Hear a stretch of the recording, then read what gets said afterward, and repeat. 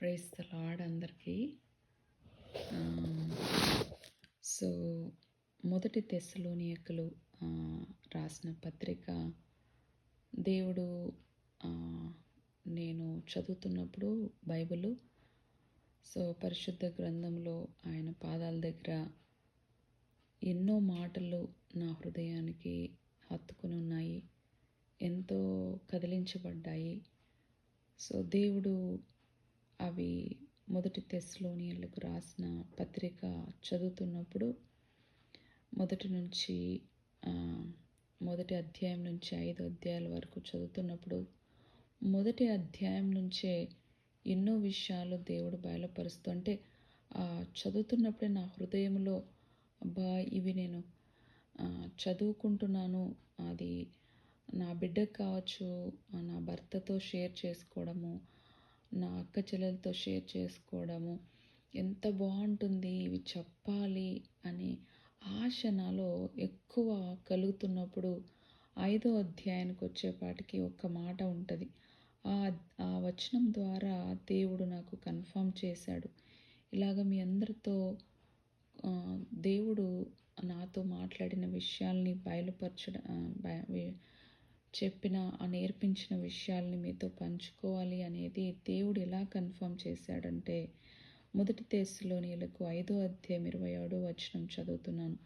సహోదరులందరికీ ఈ పత్రిక చదివి వినిపింపవలనని ప్రభువు పేరట మీకు ఆనబెట్టుచున్నాను అనేసి ఉంటుందన్నమాట. ఇంగ్లీష్లో ఇలా ఉంటుంది, brothers and sisters, pray for us అని, greet all God's people with holy kiss. 27th verse చదువుతున్నాను. I charge you before the Lord to have this letter read to all the brothers and sisters. ఇక్కడ చూస్తే I charge you అని ఉంటుంది అనమాట.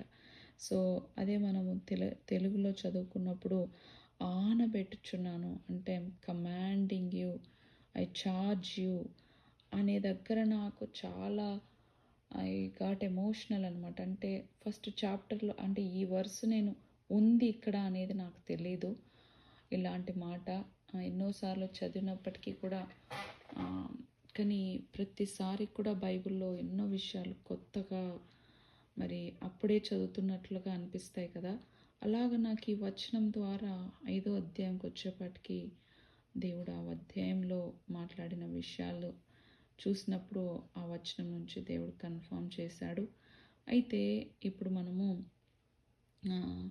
మరి ఇక్కడ మొదటి తెస్సలోనియులకు రాసిన పత్రికలో కాంటెక్స్ట్ ఒకసారి చూసుకుంటే, అది అపోస్తల కార్యము 17వ అధ్యాయము 1 నుంచి 9 వచనాలు చదివితే, మరి అక్కడ ఆయన రెండో మిషనరీ, అంటే ఫస్ట్ అయిపోతుంది, సెకండ్ మిషనరీ ఆయన స్టార్ట్ చేస్తున్నప్పుడు అక్కడ తెస్సలోనియులకి ఆయన దేవుడి గురించి మరి అక్కడ ప్రకటించడం జరుగుతుంది అనమాట. ఒకసారి మనం చదివితే అపోస్తల కార్యములు 17వ అధ్యాయము 1 నుంచి చదువుతున్నాను. వారు అంఫిపొలి అపోల్లోనియ పట్టణముల మీదుగా వెళ్ళి తెస్సలోనికకు వచ్చిరి.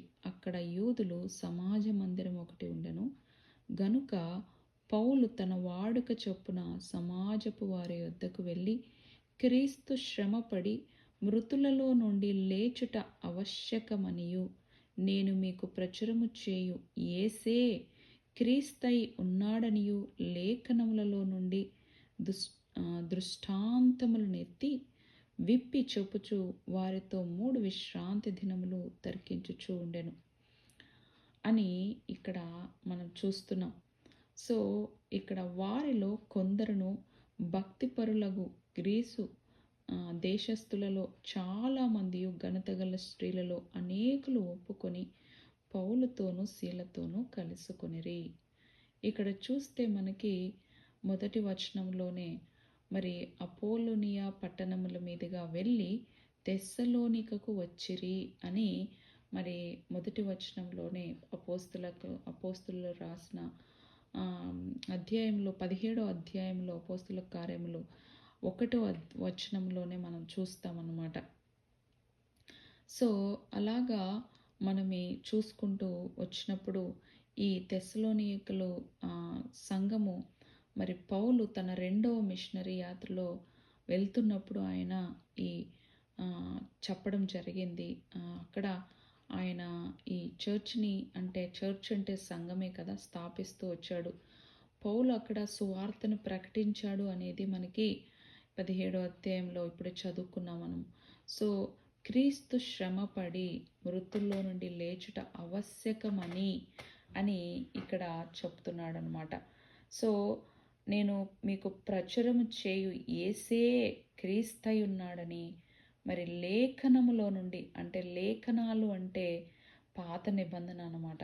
సో, ఎప్పుడు లేఖనం అనే మాట వచ్చినప్పుడు ప్రభు బయలుపరిచింది, ఓ లేఖనములు అంటే నా గురించి లేఖనములు చెప్తాయి, వెళ్ళి చదవండి అనేసి అప్పుడు దేవుడు శిష్యులతో పరిసయ్యులతోనూ సద్దూకయ్యులతో చెప్తున్నప్పుడు మనం వింటాం. సో, మనము చదివామన్నమాట. సువార్తలో చదువుతాం కదా.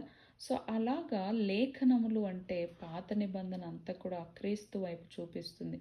సో, అందుకు ఇక్కడ పౌలు కూడా ఆ లేఖనాలే విప్పి ఈ తెస్సలోనియులకు చెప్తున్నాడు. సో, క్రీస్తు గురించి చెప్పాడు అనేసి మనం ఇక్కడ చూస్తున్నాం. మరి చాలామంది యేసుక్రీస్తు ప్రభు మరణం నుంచి పునరుద్ధానమయ్యాడు, ఆయన ద్వారా మనకి నిత్య జీవము మరి అని చెప్తున్నప్పుడు వాళ్ళందరూ కూడా చాలామంది కూడా దేవుణ్ణి విశ్వసించారు అని అక్కడ మనకి చెప్తుంది వాక్యం.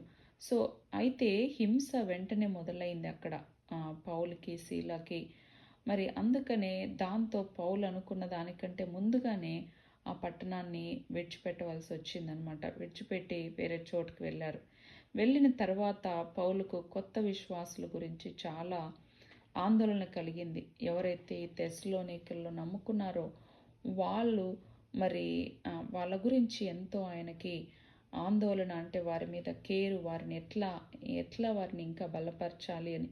సో, అక్కడ ఎందుకంటే వ్యతిరేకత మరియు కష్టాలు వారు ఎదుర్కొంటున్నారనమాట. తర్వాత తిమోతి తెస్సలోనికకు వెళ్ళి విశ్వాసులు ఇంకా విశ్వాసంలో దృఢంగా వాళ్ళు నిలబడి ఉన్నారని శుభవార్తను తీసుకొస్తాడనమాట.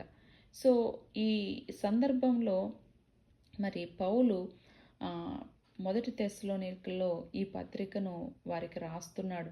సో, తిమోతి తీసుకొచ్చిన ఆ వార్తను బట్టి వాళ్ళు ఎంతగా వారి విశ్వాసములో ఎంతగా స్ట్రాంగ్గా ఉన్నారు అనేది సో చెప్తూ వారిని ఎంకరేజ్ చేస్తున్నాడు అనమాట. వాళ్ళ ఆత్మీయ